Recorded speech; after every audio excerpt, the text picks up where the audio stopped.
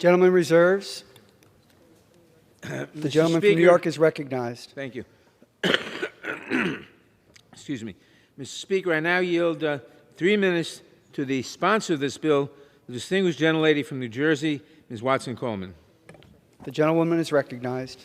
Thank you, Mr. Speaker, and thank you to the chairman of our committee for allotting me this time to speak on a bill that I think is very important.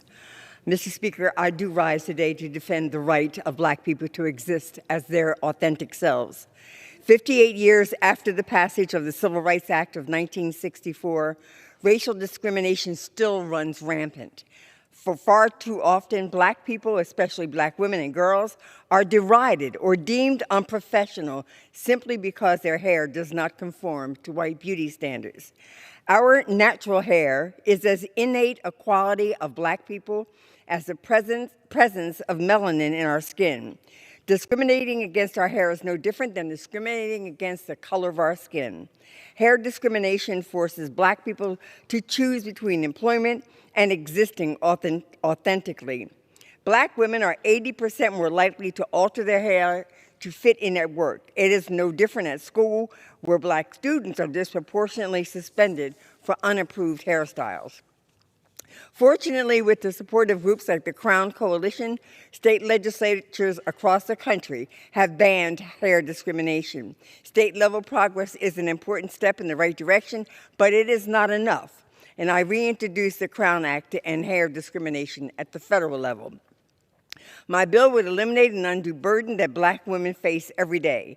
The methods Black women use to manipulate their hair are not only costly and time-consuming, but also damaging to their hair.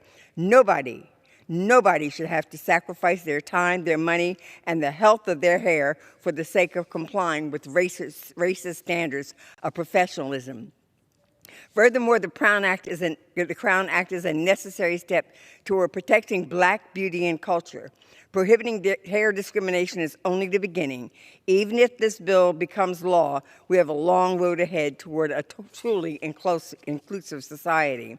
As members of Congress, we must pass legislation that promotes diversity over discrimination and inclusivity over intolerance. And through our work with other organizations like the Crown Coalition and the Screen Actors Guild, we can change the culture and build an America where everyone from our essential service workers to our most beloved television stars can live authentically. I'd like to thank those groups for doing everything in their power to raise awareness of this important but often ignored racial justice issue. The Crown Act is long overdue civil rights legislation. I hope my colleagues on both sides of the aisle will support it and send it to the President's desk without delay.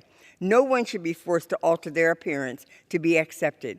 It's time that Congress recognizes that, and I do ask for their support. I thank you, and I yield back.